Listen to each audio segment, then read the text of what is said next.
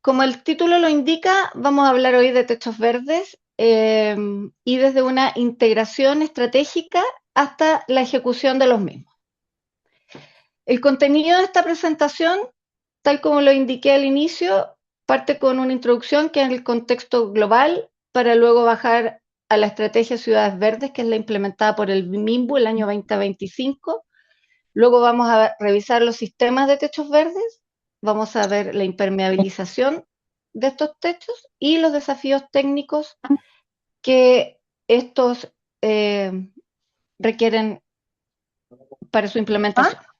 Bien, como contexto global, me gustaría contarles que hoy día el 2% de la superficie terrestre está ocupada por las grandes ciudades y estas concentran el 78% del consumo energético y generan el 60% de las emisiones de CO2.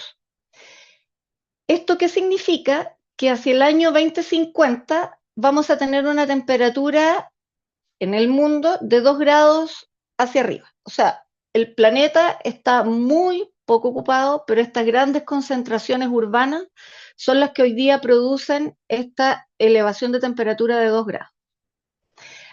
¿Qué es lo que nos dice el Banco Mundial acerca de esto? Y es que en el año 2050, 7 de cada 10 personas van a estar viviendo en ciudades o en centros urbanos. La tendencia hoy es que la movilidad urbana está siendo hacia los centros urbanos. Cada vez más gente quiere vivir en los centros de las ciudades por distintos motivos. A raíz de esto, hay compromisos internacionales que han se estado estableciendo a partir del año 2015 y que forman parte de la Agenda 2030 y que lo que buscan es un equilibrio entre la economía, la sociedad y el clima. Básicamente, este foco lo que busca es una herramienta para la descarbonización, eh, una reducción del gasto en climatización y una optimización de los sistemas urbanos. ¿Cuáles son los problemas urbanos actuales a los que nos vemos enfrentados? Bueno, primero, como lo ven en este tríptico, es el efecto de isla de calor, el que, si ustedes se fijan en la imagen, en las zonas periféricas, la temperatura es de hasta 28 grados y en una zona urbana puede llegar hasta 50 grados. O sea, en el centro de Santiago podríamos estar expuestos a temperaturas que alcanzan hasta los 50 grados y en zonas, para ponerle nombre, por ejemplo, Isla Maipo, unos 28 grados Celsius. Estos deltas de temperatura principalmente se deben a la disminución de todas las capas y superficies vegetales de la estructura. Otro punto es la disfunción hídrica y es que pasa porque sellamos todos los poros por donde el agua puede transitar o absorberse. Finalmente lo que hacemos es disminuir o llevar a cero la escorrentía natural y el agua busca por dónde salir y sale por los sistemas de alcantarillado, colapsándolo y con los resultados que ya hemos visto en grandes zonas urbanas, por ejemplo, de Europa. Cuando dicen, pucha, ha cambiado el clima, estamos hoy día con unas lluvias de tantos milímetros. Sí, efectivamente ha aumentado la cantidad de milímetros de lluvia eh, por hora, pero también es cierto de que esos, en las zonas básicamente donde esto se produce, no existe escorrentía, son ciudades altamente densas y pobladas. Entonces, claro, colapsan los alcantarillados y se produce toda esta disfunción hídrica. Y el otro punto y problema urbano es la degradación ecológica. Y es que al existir esta expansión urbana, se divide o se produce una fragmentación de los ecosistemas, por lo tanto, todas las especies que antes ayudaban para mantener los sistemas urbanos equilibrados, hoy día ya no existen. Entonces, solo tenemos hormigón, solo tenemos estructuras que nos proveen de calor. Entonces, ¿cómo, cómo hoy día hacemos esta transición de ciudades que solo absorben calor y después lo liberan hacia ciudades resilientes. Primero, el concepto es la resiliencia urbana, el Sponge Cities y la energía y la eficiencia energética, perdón. La resiliencia urbana considera que las ciudades, el tiempo de recuperación de la ciudad, es decir, cuando ocurre un evento extremo de lluvia, es cuánto tiempo la ciudad se demora en retornar a su punto de equilibrio, antes de inundarse o antes de que se produzcan daños colaterales en la infraestructura o daños materiales o daños humanos. Ese es el tiempo de recuperación y eso es lo que se mide como resiliencia urbana. Por otro lado, tenemos las Sponge Cities y que es un concepto relativamente nuevo y que a lo que apunta es al concepto de retención de agua. Ciudades que retienen el agua que viene desde los eventos climáticos y la libera en forma prolongada hacia los sistemas urbanos que estén predeterminados o hacia el uso, también puede ser. Y otro concepto también de ciudades resilientes es la eficiencia energética, que esto yo creo que es más conocido para todos y que tiene que ver con transformar las cubiertas en elementos que hoy día puedan producir energía para disminuir el costo energético, ya sea de la energía producida por otras vías, o sea, a través de paneles solares o cubiertas solares, envolventas térmicas, como por ejemplo, el sistema AIF y que también va dentro de la normativa y que también va dentro del concepto, del concepto de ciudades resilientes, ¿bien? Y que responde a las envolventes de las estructuras. Bueno, como concepto nacional, ¿qué significa aterrizar estos elementos de ya una estrategia que forma parte de que el mundo lo está viendo, de que ya no es algo nuevo, de que desde el año 2015, 2010 en adelante ya se empezaron a tomar acciones? En Chile se empezó a trabajar una estrategia que es la estrategia de Ciudad Verde y que el año pasado ya tuvo su lanzamiento y como lo ven en el gráfico que está en la pantalla, tiene una proyección desde el año 25 hasta el año 2050, donde hay varios objetivos que se van a desarrollar en este tiempo. Y dentro de los tres pilares fundamentales que considera la estrategia Ciudad Verde está, primero, la capacidad de las ciudades para absorber impactos como inundaciones e isla de calor mediante sistemas naturales, que un poco habla de lo que hablábamos anteriormente, que son las ciudades resilientes.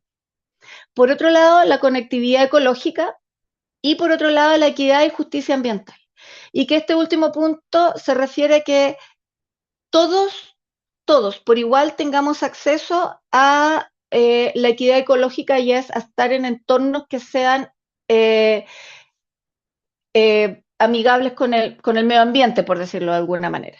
No que se construyan sectores que sean aislados, periféricos y que no tengan acceso a agua, acceso a sectores verdes, acceso a nada. Eso se refiere a la equidad y justicia ambiental.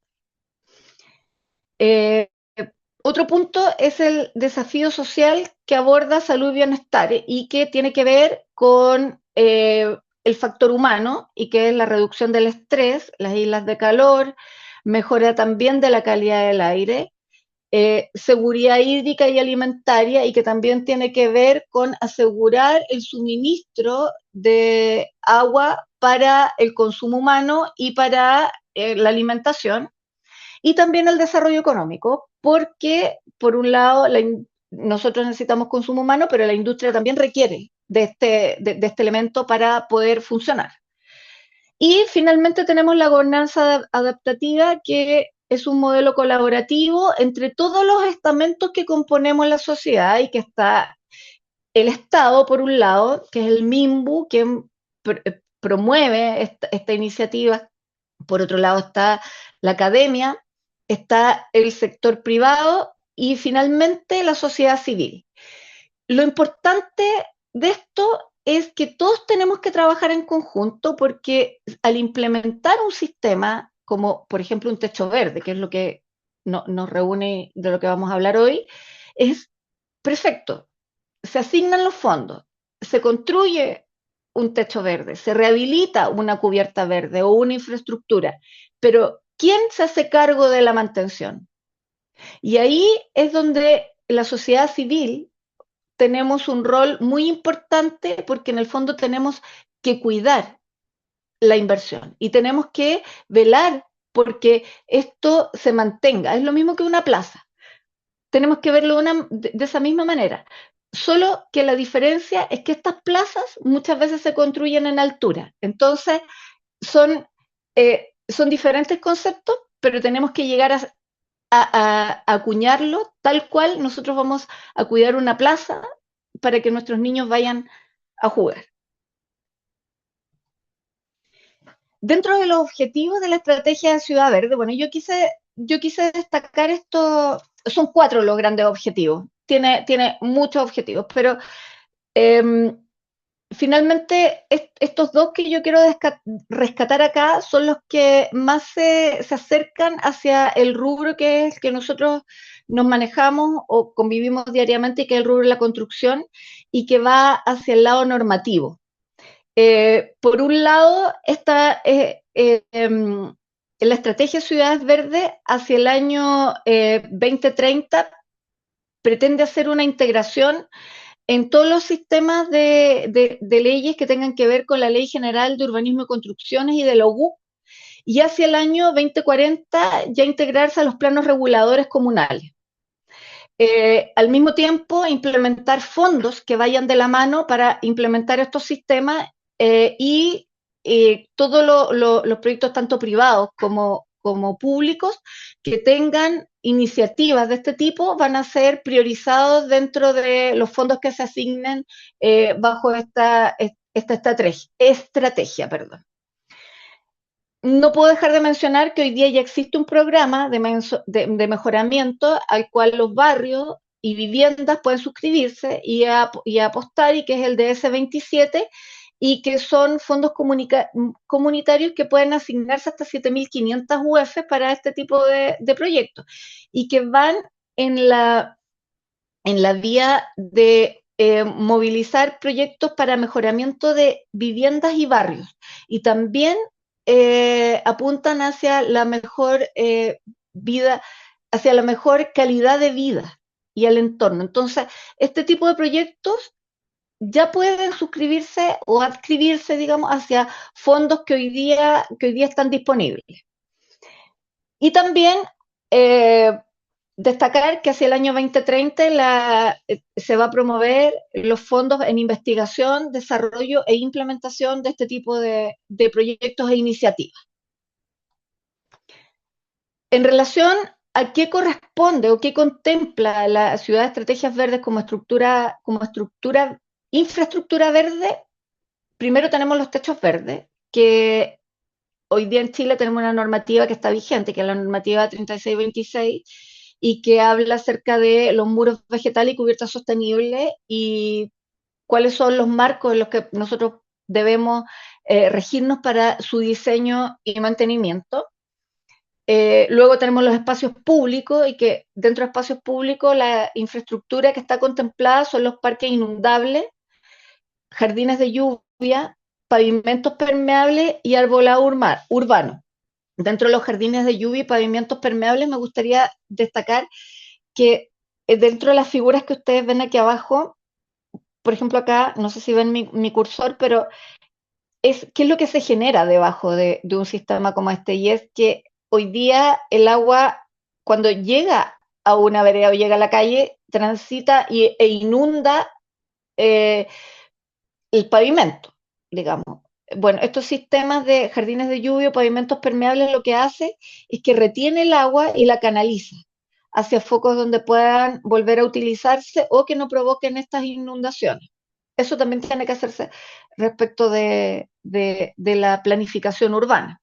Y finalmente, los ecosistemas naturales, y que por lo general esto ya existe dentro del desarrollo urbano, como son los humedales, los cerros isla y los corredores biológicos fluviales y que tiene que ver con la protección de ellos eh, y no construir sobre estos sectores y protegerlos para que formen parte de este sistema.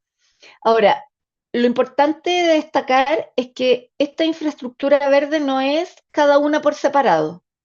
Esto forma parte de un sistema de infraestructura.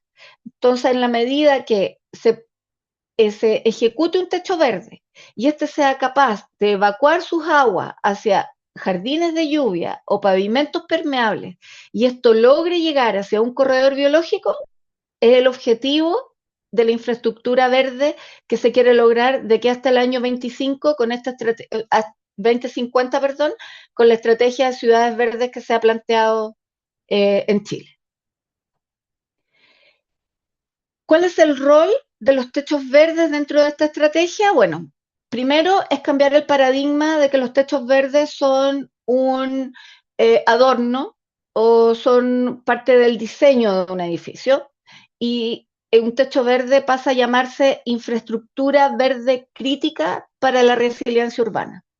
Y ese es el primer concepto clave que cambia dentro de esta estrategia. Y dentro de este cambio es que se definen tres ejes. El primer eje estratégico es que un techo verde mitiga el efecto de la isla de calor. Primero, regula la regulación térmica a través de la vegetación y el sustrato, absorbe la radiación solar, reducen la temperatura ambiente en azoteas de hasta 20 grados en verano, refresca el edificio y el entorno circundante y tiene menor absorción de calor en superficies oscuras, o sea, es decir, refresca en general el ambiente. También produce un ahorro energético, ya que mejora la aislación térmica de los edificios, reduce la necesidad de aire acondicionado y disminuye también las emisiones de CO2. Como segundo eje estratégico, tenemos la gestión de aguas lluvia, ya que es un drenaje urbano sostenible, ya que retiene, por la retención de agua, produce una retención de la correntía, actúa como una esponja en altura, donde pueda llegar a absorber hasta un 60 o un 80% del agua de la lluvia y con una liberación lenta o prolongada, depende del sistema que se implemente. Lo que evita descompensaciones o colapsos en colectores frente a grandes eventos de agua lluvia y es un pilar fundamental dentro de la ciudad, del concepto que quiere acuñar en el MIMBU, que es la ciudad esponja. Como tercer eje estratégico tenemos el fomento de la biodiversidad, ya que se fomentaría la conectividad ecológica. Funcionan como estaciones de paso para la polinización, conectan parque terrestre con corredores biológicos, ya que forman parte de estas plazas en altura que conectan esta suerte de infraestructura urbana que es la que les hablaba antes. Por lo tanto, un techo verde deja de ser una estructura por sí sola, sino que forma parte de esta infraestructura que quiero volver a recalcar y que fomenta la conectividad ecológica. ¿Bien? Y también incentiva la habitabilidad de sectores o de la habitabilidad o uso social, digamos, de la normativa también de acuerdo a la actualización de la OCUC, de sectores que antes no solo estaban como cubierta para poner equipos de aire acondicionado o algún sector que estaba sin uso, hoy día se pueden constituir en plazas de altura, huertos urbanos, centros de recreación, en comunidades, edificios o vivienda social. ¿Cómo se constituyen ahora estos sistemas de techos verdes? Bueno, los techos verdes en general se concentran en dos conceptos. Uno es la extensiva y la intensiva. Dentro de esto existe una rama intermedia, pero en realidad esta clasificación es bien amplia y va a depender de cada empresa. Primero, cada empresa tiene su clasificación y también cada país y cada continente tiene una clasificación diferente. Yo hoy día los datos que puse acá fueron los que obtuve de la estrategia Ciudades Verdes y que trabaja muy de la mano con la normativa que se va a implementar en Chile para que tengamos en consideración cuáles son las cargas y consideraciones que se van a usar para estos desarrollos. Más allá de que esto es una información que puede ser variable. Bien, el tipo de techo verde extensivo se refiere a tipo de crecimiento medio, entre 2,5 a 15 centímetros. Consideran una sobrecarga entre 70 y 120 kilos por metro cuadrado.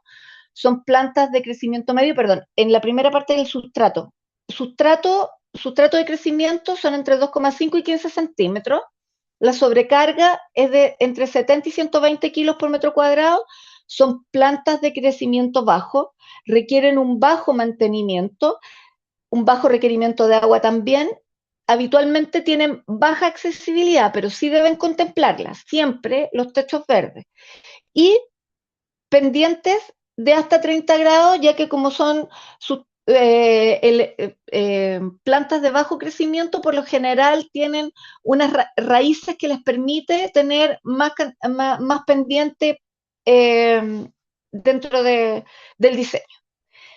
Luego tenemos los techos verdes intensivos, los que consideran un sustrato de crecimiento sobre los 15 centímetros, y esto va a ser determinado finalmente por diseño. De cuál es el espesor de ese sustrato, depende de si van a poner arbustos o pueden llegar hasta árboles. La sobrecarga se considera sobre 300 kilos metro cuadrado. Un tipo de techo verde de esta naturaleza permite poner desde árboles, arbustos, jardines, todo lo que se requiera para un sistema urbano transitable. Requiere mantenimiento, tal como lo requiere un jardín o una plaza diaria, por lo general diario. Riego muy necesario, y generalmente están diseñadas para la recreación y uso humano. Esto por lo general requiere de muy bajas pendientes, de hasta un 2%. Siempre tiene que promover que el agua no quede estancada y que pueda escurrir. Las principales condiciones de diseño, según lo establece la estrategia Ciudades Verdes, primero son la carga estructural, la cual debe considerarse con un sistema saturado de agua. Creo que esto en otras presentaciones que he hecho no lo había mencionado y me pareció que a veces pareciera obvio, pero la verdad es que es un tema que ha causado muchos problemas en el cálculo o la implementación de sistemas de techos verdes, ya que se considera el sustrato seco. Se debe considerar el sustrato saturado como sobrecarga para el cálculo de los mismos. ¿Bien? Y como lo dije anteriormente, la estrategia Ciudades Verdes lo que considera es para tipos de techos intensivos es entre 70 y 120 kilos por metro cuadrado, y para techos intensivos sobre 300 kilos por metro cuadrado saturado de agua al sistema. Bien, el segundo factor clave o consideración de diseño clave que se debe tener en consideración es la gestión del viento. Primero, porque Chile es un país muy largo que tiene consideraciones de diseño desde Arica a Punta Arenas. Si queremos implementar un techo verde en Arica, va a ser muy distinto si queremos implementarlo en Punta Arenas, que hoy día, más que nada, esta estrategia está centrada en la zona centro-norte de Chile, ya por las condiciones climáticas. Sin embargo, igual existen muchas condiciones climáticas que son diferentes entre ellas. Por ejemplo, es la cantidad de lluvia, el viento, y tal como como se señala acá, el viento, mientras más altura, mientras en más altura se quiera construir un techo verde, va a ser el viento más fuerte y más seco, por lo tanto va a tender a, sacar, a arrastrar lo que está allí plantado. Por lo tanto, el diseño debe incluir especies rastreras y sistemas de anclaje para evitar que, que el sustrato se vuele y termine finalmente en la vereda eh, de, de donde estoy eh, produciendo o quiero instalar el techo verde. Finalmente, tenemos la eficiencia hídrica y en este contexto de la crisis hídrica que Chile estaba viviendo, siempre estamos en las idas y las vueltas. Hoy día estamos en un periodo en que no se habla tanto de crisis hídrica, dadas las últimas periodos de lluvia que se han suscitado durante los años anteriores. Sin embargo, esto es extremadamente cíclico. Si nosotros pensamos en que una cubierta verde tiene una expectativa de vida de por lo menos entre 15 y 30 años, nosotros podemos estar afectos a estos contextos de crisis hídrica.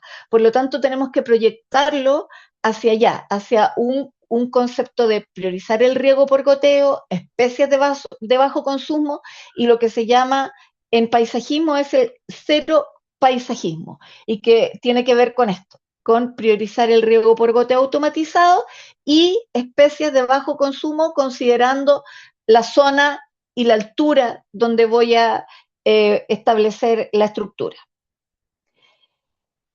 ¿Cuáles son las normativas hoy día vigentes a las cuales nosotros podemos recurrir para este tipo de diseño? Bueno, primero está la normativa LEED que pone requisitos, que es la que hoy día nos puede regir en base a requisitos internacionales acerca de la sostenibilidad de este tipo de estructuras.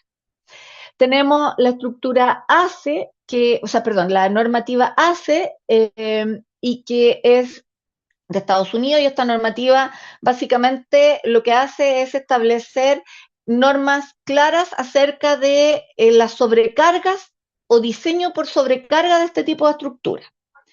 La normativa SUD es una normativa europea y que habla acerca de los diseños de drenaje de las estructuras. Y claro, básicamente si miramos cómo son las ciudades en Europa altamente pobladas y que tienen que tener diseños que hoy día puedan permitir una habitabilidad confortable, sus normas han ido en ese fin, digamos. Luego tenemos la norma FLL, que es la norma alemana, y que esta norma cobra un sentido específico porque es la norma que regula cuál es, qué es lo que debe cumplir cada uno de los sistemas impermeabilizantes respecto de las raíces de la vegetación. Hoy día no es un factor antojadizo, hoy día todas las membranas de impermeabilización que se utilizan para este tipo de diseños y de techos deben cumplir con esta normativa. Y finalmente tenemos la normativa chilena, que es la que nos establece cómo deben ser y qué requisitos de diseño deben cumplir basados en las condiciones de Chile. Por lo tanto, tenemos un conjunto de normas hoy que nos ayudan a poder establecer y a poder llegar a un diseño óptimo de qué es lo que necesitamos. Por un lado tenemos todos los marcos teóricos de lo que ya está pasando en otros países y decir, mira, en realidad tenemos que ir hacia la sostenibilidad. Mira, en realidad a veces las estructuras cambian de uso y tenemos que considerar normas estructurales que sean un poco mayores.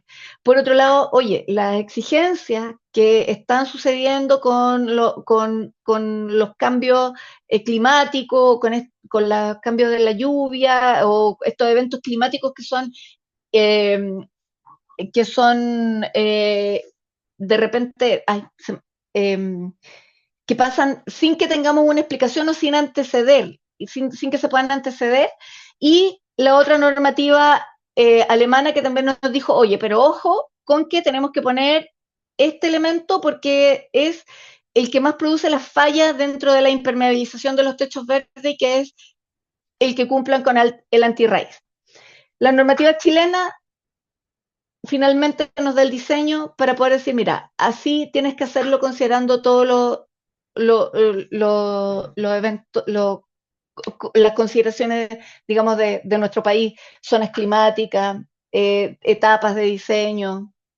Eso. Por lo tanto, tenemos hoy día una estructura bastante sólida para poder decir, mira, hacia allá vamos y eso es lo que tenemos que considerar. Luego, ¿cómo está compuesto un techo verde? Esto lo hemos revisado varias veces antes y va en 9 capas, de abajo hacia arriba. Primero tenemos el sustrato, luego tenemos una barrera de control de vapor, aislación térmica, impermeabilización, barrera antirraíces, capa drenante, la capa filtrante, el sustrato de crecimiento y la vegetación.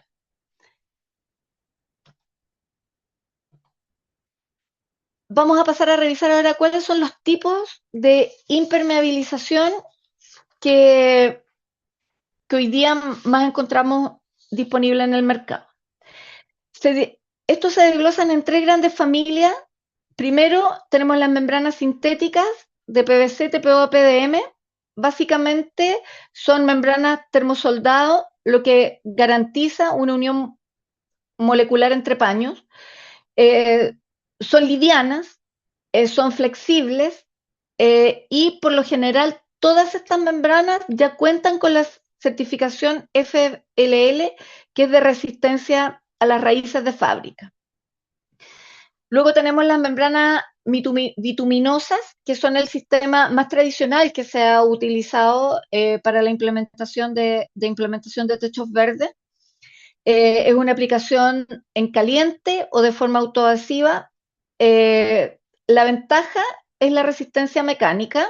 Son membranas robustas, son membranas de altos espesores, pero no todas han cumplido con la certificación FLL, que es la certificación antirraíces. Por lo tanto, hoy día es importante esa revisión de techos que han sido instalados anteriormente y que hoy día ya existen en el mercado, y las que se están implementando hoy día son membranas que ya tienen y cuentan con esa certificación. Si pudiéramos hablar hoy día de ventajas o desventajas, bueno, las membranas bituminosas consideran más sobrepeso que una membrana de PVC o una membrana LAM. Por lo tanto, cuando consideramos una rehabilitación de una cubierta, todos esos elementos que son sobrecarga deben ser considerados. Sin embargo, como les comenté anteriormente, la impermeabilización histórica ha sido con este tipo de membranas, pero hoy día las tecnologías han ido mutando y existen muchas en el mercado. Bueno, y finalmente tenemos las membranas LAM o membranas líquidas, que también han ido ganando terreno dentro de la impermeabilización de cubiertas verdes, ya que principalmente en la rehabilitación de cubiertas o cubiertas que cuentan con muchos detalles, es más fácil aplicar este tipo de productos, ya que se aplican con rodillo o con erles, evitan juntas, son continuas también y son ideales para geometrías que son irregulares en general. Como complemento, otra de las capas, perdón, que son importantes de destacar dentro de los sistemas de cubiertas verdes, están las láminas drenantes.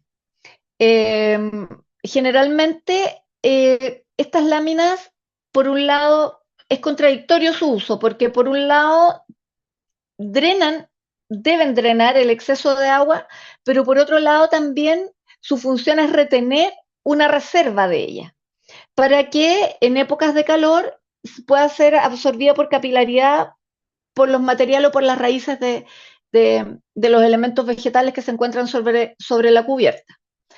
En general, la capacidad de retención de agua es de entre 2 a 7 litros por metro cuadrado, dependiendo del diseño. La resistencia a la compresión también se debe considerar en este tipo de diseño, ya que dependiendo de el tipo de sustrato, el espesor del sustrato, es la lámina drenante que se utilizará.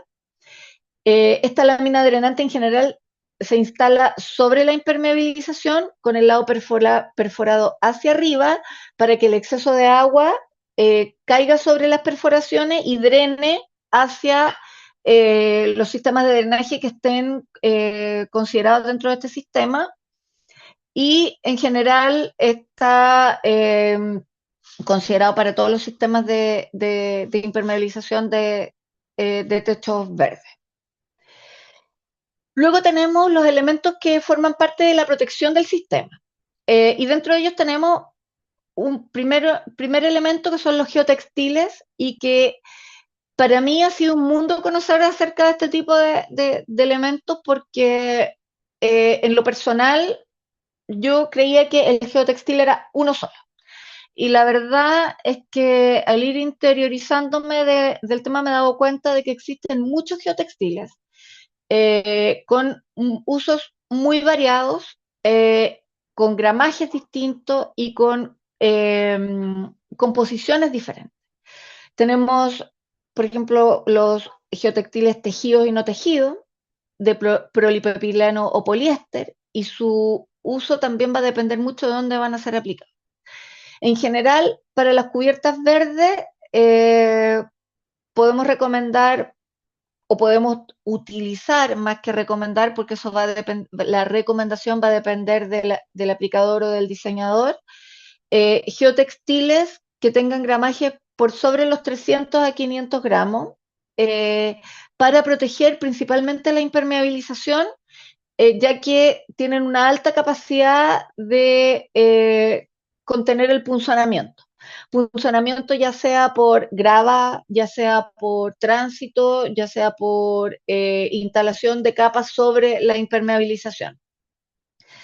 En el fondo, como se explica acá, su función es disipar las cargas puntuales que puedan existir dentro de la impermeabilización y también deben considerar una resistencia química, ya que deben ser resistentes a la alcalinidad del hormigón y también a a los microorganismos presentes en el sustrato orgánico, pero también deben ser resistentes a los fertilizantes que se aplican en las cubiertas verdes. Eh, y que muchas veces esto no se trabaja en una forma única, digamos, como diseño, sino que se trabaja por etapas y ahí es donde después dicen, pucha, tuvo un problema muy difícil de pesquisar dónde hubo un problema o la resistencia que debió tener un material del otro. Ya lo vamos a ver más adelante. Luego tenemos como sistemas de protección las barreras de vapor. La barrera de vapor es un elemento que se instala sobre la losa de hormigón. Y básicamente su objetivo es evitar que el vapor que se produce o el vapor de agua generado al interior del edificio emane hacia las capas superiores de esta cubierta verde. ¿Qué es lo que pasa si emana este vapor? Vamos a la aislación se va a llenar de hongos y al llenarse de hongos va a hacer que todas las capas superiores del sustrato se suelten. Y al soltarse vamos a generar filtraciones entre todas las capas para que finalmente esa filtración de agua llegue hacia el sustrato primario y traspase la primera capa que es la losa o el hormigón. Entonces, ¿por qué consideramos, y me voy a devolver un poco a esta lámina, y es por qué consideramos esta estratigrafía en una cubierta verde? Y es porque cada una de las capas tiene una explicación y tiene un uso que no va a ser reemplazada por otra. Yo ahora les hablé de los elementos de protección, pero esas capas no están unidas entre sí. Esas capas son elementos de protección para otras capas que forman parte del sistema. Entonces, en la medida que nosotros entendamos íntegramente cómo está constituido este sistema y cómo funcionan todas estas capas en forma, en forma conjunta, vamos a lograr entender de que no podemos eliminar una capa de la otra, sino que simplemente, ok, O ahora tenemos esta capa de protección que es la barrera de vapor. ¿Por qué la usamos? ¿Dónde la ponemos? Luego, la aislación. Bien, ¿por qué tenemos que proteger la aislación? Luego, o sea, perdón, ¿por qué? ¿Dónde va la impermeabilización? Y va sobre la aislación. Luego, ¿por qué tenemos que proteger la aislación? ¿Con qué protegemos esta aislación? Entonces, más allá de entender que es un material el que se usa en cada una de estas capas y decir, no, mira, yo tengo esta barrera de vapor con un nombre técnico. Hoy día lo que tenemos que tratar de entender y implementar es un sistema. Y en ese sistema entender cuál es el funcionamiento de cada una de las capas, más allá del nombre que el material o que el elemento pueda constituir dentro de ese sistema. Luego, ¿cuáles son los detalles críticos constructivos en los que tenemos que poner mayor atención dentro del diseño de los techos verdes? Primero son los sumideros y bajadas de agua. Ellos se deben contemplar dentro del diseño, o sea, no podemos diseñar un sumidero, una bajada de agua y cuando se haga la instalación de la cubierta queda tapado completamente por sustrato. ¿Ya? Tenemos que generar esa accesibilidad para limpieza. Los retornos y paramentos verticales. Bueno, acá lo que se recomienda es sobre la capa de sustrato, ya sea de 15 a 50 centímetros o lo que contemple según diseño, se recomienda que la capa de impermeabilización sobrepase 20 centímetros para que una vez que exista, que pueda existir eh, capilaridad de agua, esta va a tender a retornar por debajo de la impermeabilización. Estos 20 centímetros sobre el sustrato impiden que la capilaridad pueda acceder y traspasar esta barrera de impermeabilización. Y luego tenemos las juntas de dilatación, que en general es un tema bien poco tratado respecto de los techos verdes y que en realidad lo que constituye, o sea, de lo que se trata es que el techo verde es una estructura en sí misma y tiene un comportamiento ante los movimientos disociado probablemente de la estructura. Por lo tanto, por las mismas dilataciones térmicas o consideraciones que tiene la misma cubierta. Por lo tanto, se deben generar estas juntas de dilatación que sean desde la estructura a la cubierta verde. Y básicamente, ¿para qué las tenemos que hacer? Para proteger la impermeabilización y proteger de que todos los elementos y todas las capas del sistema funcionan en forma independiente. La estructura, por un lado, y por otro lado, el sistema de cubierta verde. Bueno, y como elemento adicional, quise agregar un elemento que no está contemplado hoy día dentro de las capas estructurales del sistema de cubierta verde, pero sí es un elemento que hoy día cada vez está eh, más en boga o podemos decir más nombrado o más de boca en boca dentro de lo que podemos considerar como diseño para este tipo de estructura y que tiene que ver con los sistemas de detección de fuga o leak detection, como también podrían haberlos escuchado hablar. Estos sistemas son sistemas de detección preventiva, son sistemas de monitoreo electrónico que permiten una localización exacta de los puntos de fuga. No me voy a detener en determinar cuáles son cada uno de estos sistemas o detallarlos porque entiendo que dentro de una de las próximas cápsulas van a hablar detalladamente de cuáles son estos sistemas, pero sí quería dejarlos mencionados para que también se puedan contemplar como parte de los sistemas de techos verdes. Por lo general se instalan debajo del sistema, bueno, no por lo general, o sea, se instalan debajo de los sistemas de impermeabilización y básicamente existen hoy día dos sistemas que están disponibles en el mercado y que son uno el sistema de monitoreo de vector de flujo y lo que hace es que utiliza una capa de agua para crear un campo electrónico y si hay una corriente o sea, si hay una perforación, la corriente viaja a través del agua e indica el lugar donde se ha producido esa perforación, o sea, en el fondo funciona como una prueba de estanqueidad, pero de alta precisión. Y el otro sistema es un sistema de malla conductiva que se instala bajo la membrana de impermeabilización. En el gráfico que ustedes pueden ver acá, más o menos cómo se hace el diseño, de dónde se instalan los sensores en el caso de los sistemas de malla, para que pueda cubrir toda la superficie y eso pueda estar determinado. ¿Cómo funcionan? Bueno, en general mandan una alerta, ya sea un dispositivo electrónico, puede ser un celular o un computador, y decir, mira, se ha detectado esta falla, es una alerta de esa naturaleza. ¿Qué es lo que permite un sistema de esta naturaleza? Es que cuando se detecta una falla no se tiene que levantar la cubierta completa, sino que va y se ataca el cuadrante específico de dónde está esta falla, para poder reparar la impermeabilización. Bueno, ¿cuáles son los desafíos técnicos a los que nos enfrentamos hoy día bajo estas cubiertas? Porque bueno, no hay mejor propaganda que la que se hace gratis. Por lo tanto, yo pienso que hoy día en Chile ha pasado que hubo un boom muy grande acerca de instalar estos sistemas de cubiertas verdes o paramentos verticales verdes, pero pucha, cuando uno pasa y los ve y están secos o no hay mantenimiento, en realidad no promueve mucho la inversión en este tipo de sistemas. Eh, la propaganda se hace por sí sola. Entonces, hoy día, cuando queremos implementar sistemas que va bajo una normativa y que está resguardado por temas técnicos, por temas de aplicación, y también donde se han formado aplicadores que van a asegurar la calidad de estos sistemas, tenemos que poner foco en cuáles son los riesgos que han existido en la instalación o que existen en la instalación de estos sistemas. Primer riesgo crítico son las filtraciones.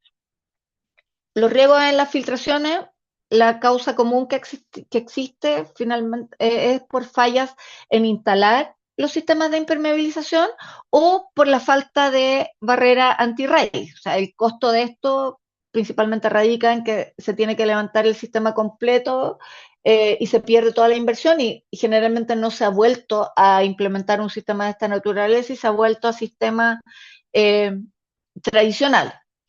¿Cuáles son las medidas de mitigación para sistemas para este tipo de riesgo? Bueno, pruebas de estanqueidad, luego de instalados los sistemas de impermeabilización, o ahora que existen o que se están implementando estos sistemas de detección de fugas, porque acá también quisiera señalar de que cuando se instala un sistema de impermeabilización para un techo verde, no se está pensando en hacer mantención a los 5 años.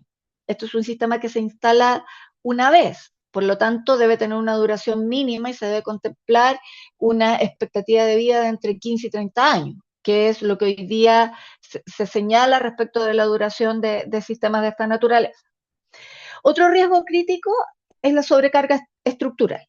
Eh, Principalmente, como lo señalé antes, es que se calcula sobre el peso seco de la estructura o del sustrato y o también en el caso de rehabilitación de cubiertas o no se considera que debe existir un refuerzo estructural para esta sobrecarga en las cubiertas.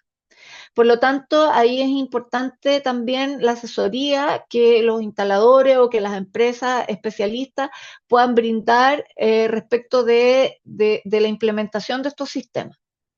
Bien, hoy día existen muchos elementos de refuerzo estructural que se pueden implementar, pero también se deben considerar en el costo de la implementación de estos sistemas.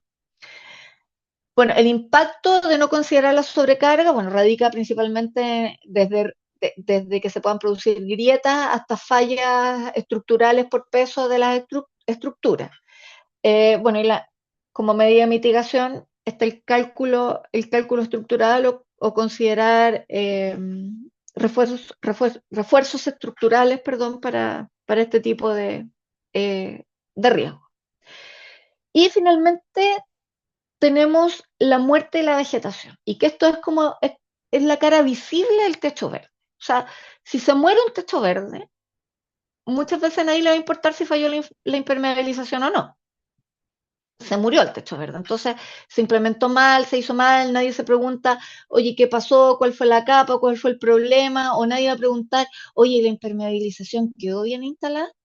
Lo que se ve es que se murió el techo verde. Se ve seco, se ven ramas colgando, se ve algo estéticamente no funcional. ¿Bien? Ahora, ¿cuál es la causa común de esto o de este problema? Es que mm, está en el diseño. ¿Ya? Se ha implementado un sustrato inadecuado, muchas veces no se implementan sustratos que a ver, se usa tierra de hoja común y la verdad es que la tierra de hoja común no está indicada para este tipo de elementos. Se deben usar sustratos que sean en base a perlitas, bueno, que van más desde el lado del paisajismo y es ahí donde tenemos que mezclar y considerar todas las especialidades que trabajen en conjunto. Si tenemos drenajes obstruidos, se va a ver un efecto maceta inundada, como se ve en las imágenes. Otro tema también es dónde instalamos. Ahí ven ustedes una imagen donde se instala una cubierta verde, donde no existe accesibilidad para poder hacer mantenciones o riego. Y claro, tenemos una hermosa vitrina donde la vista va a ser a una cubierta verde completamente seca que no tiene acceso a mantenimiento o tampoco tiene acceso a drenaje o mantención adecuada. Finalmente, estos fracasos llevan a un, un nulo beneficio, se vuelve a cubiertas que son tradicionales y que en general no se quieren volver a implementar porque han producido un gasto en la inversión, gasto de tiempo eh, y, y, es muy difícil volver a invertir, digamos, en este tipo de cubiertas.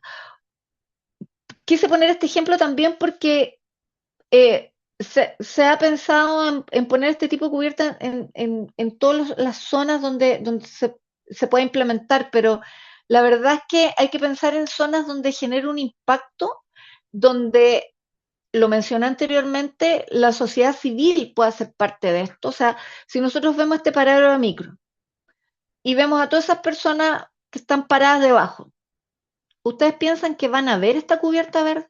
¿Alguien va a tener la intención de mantenerla? ¿Alguien va a tener la intención de cuidarla?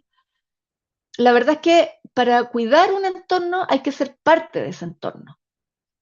Entonces, hoy día también es un factor que debemos tener en consideración. Si nosotros no somos parte de ese entorno, difícilmente vamos a sentir la necesidad de cuidarlo.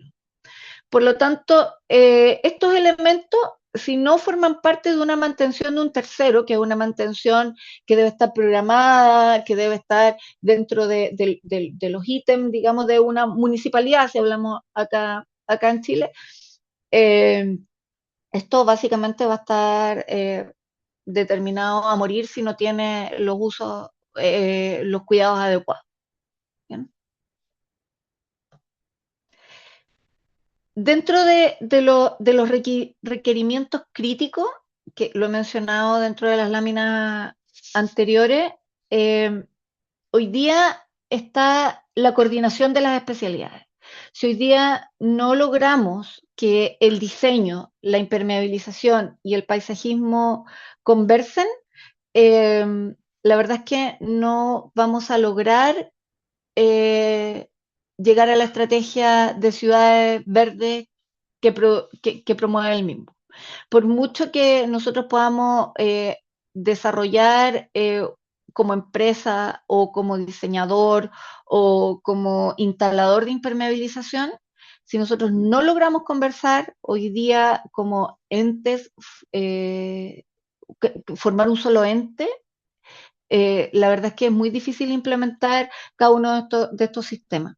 Si el diseño no entiende que no puede usar tierra de hoja común y que tiene que usar tierra de hoja con perlita, si el paisajismo no entiende que la impermeabilización tiene que ser continua y que tiene que subir 20 centímetros sobre el sustrato, si la impermeabilización no entiende que debe proteger sus capas de impermeabilización y que sobre ellas va a venir un árbol o va a venir un elemento que tiene que contener o retener cierta cantidad de agua para poder prolongar su vida útil, la verdad es que no entendemos el sistema de techo verde.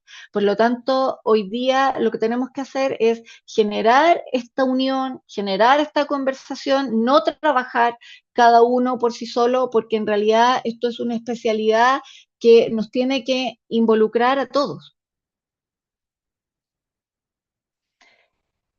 Finalmente, dentro de los desafíos técnicos, llegamos a los controles de calidad y dentro de esto, bueno, para los sistemas extensivos, que fueron los que mencionamos anteriormente, son los que no tienen tránsito ni uso urbano, con 2 a 4 visitas al año es suficiente si es que ha tenido un comportamiento adecuado de acuerdo a diseño. En el caso de los techos verdes o cubiertas intensivas, que son los que contemplan el uso urbano, eh, son visitas mensuales, tal como se mantiene un jardín, digamos, de una casa o una plaza, digamos. No debiera existir ninguna diferencia en ello. La inspección y el drenaje se debe revisar que estén limpios de basura y sedimento. Se debe revisar la impermeabilización también un par de veces al año, en realidad dentro de la medida de lo posible y que esté funcionando de acuerdo también a diseño. En el caso del sustrato y vegetación, se debe controlar la compactación, la erosión, cobertura vegetal, eso va más de la mano de la inspección de paisajismo. Si nosotros logramos obtener un sistema que trabaje en conjunto y en forma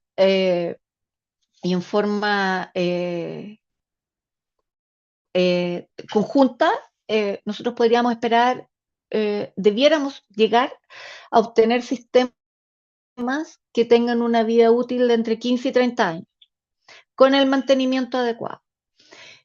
Y los beneficios que podríamos lograr de eso son una reducción de la escorrentía de hasta un 70%, ahorro energético de entre un 10 y un 30% y prolongar la vida útil de los techos en un estado normal a un estado con una cubierta verde protegida de 2 a 3 veces. Es decir, si teníamos 10 años de una cubierta, podríamos llegar a 20 o 30 años. Esto porque reducen todos los efectos de los rayos UV sobre las cubiertas tradicionales. Y finalmente, para concluir, eh, me gustaría poder cerrar con llevarnos una visión distinta de la que hemos construido hasta ahora de cubiertas verdes, y es que tiene que ver con que pasamos de tener, o tenemos que pasar desde tener una mirada estética hacia una mirada de una necesidad urbana, de una infraestructura crítica urbana. Y para eso tenemos que considerar tenemos que irnos con estos conceptos y que es que hoy día una cubierta verde es una infraestructura crítica y que son esenciales para mitigar el efecto de la isla de calor, gestionar las aguas lluvias y restaurar la biodiversidad urbana. Tenemos que tener un rigor técnico y normativo, ya tanto sea para el diseño como para la implementación de este tipo de cubierta, porque tenemos que lograr asegurar una vida útil de 15 a 30 años. No podemos pensar en que hoy día vamos a instalar una cubierta verde pensando en que va a fallar a los 1 o a 2 años y lo vamos a reparar. Eso no puede ser. Hoy día nuestra mirada tiene que ser en que vamos a construir una cubierta que va a durar entre 15 o 30 años, y para eso tenemos que tener el rigor técnico y tenemos y contamos con el respaldo normativo que nos pueda asegurar un diseño que así sea. Por otro lado, tenemos también localizados los riesgos que son los que más han producido fallas en las cubiertas que se han instalado, ya sea en Chile, tanto globalmente, tal como lo mencioné dentro de la presentación. Y finalmente, tenemos quiero que nos quedemos con el impacto estratégico de lo que significa la implementación de la estrategia de ciudades verdes en el mismo. Hoy día es el lineamiento más, más certero que tenemos como para poder decir, mira, hacia allá vamos y hacia allá es donde tenemos que dirigirnos. Cuando partió este tema de la implementación de los techos verdes fue, tal como lo indiqué, un tema de diseño, de ser pionero, y tal como todas las tecnologías, muchas veces los pioneros no son los que tienen éxito. Sí son pioneros, capaces de invertir, capaces de innovar, pero hoy día tenemos todas las herramientas para poder hacer una implementación que nos haga ser un país y con, con grandes zonas urbanas y que tengamos una implementación que nos permita tener una mejor calidad de vida para todos los que allí habitamos. Y como cierre me quiero quedar con esta imagen, que es lo que tenemos hoy como zona urbana tradicional y hacia dónde nos gustaría llegar, y es una zona con una infraestructura verde.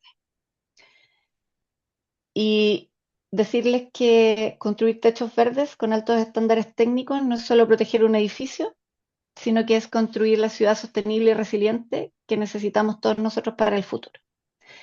Agradecerles por esta instancia y espero que haya sido una reunión en que al menos nos haga pensar, reflexionar y tomar algunos elementos para poder implementar dentro de nuestro trabajo del día a día.